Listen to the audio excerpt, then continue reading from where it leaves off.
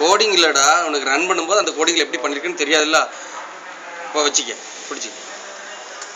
இப்போ ஆரை வச்சு ஒர்க் ஆகுது. ஆர் சென்ஸ் ஆகுதா? ஆர் ஒய்னா ஒய் தான். ஒய்க்கு தான் ப்ரியாரிட்டி. ஆர் ஒய்னா ஒய். ஒய் மூணுமே இருக்கும்போது ஆறு. ஒய் பி இருந்தா ஒய்யும் பி இருக்கு. ஒய்யும் பி இருந்தாலும் ஒய் தான். அப்படிதான் நினைக்கிறேன். பார்ப்போம். ஒய்யும் பி இருந்தா நான் அது செக் பண்ணலை.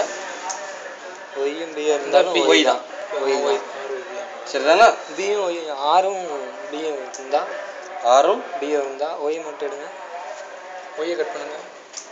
இப்போ வந்து பி. சரியா?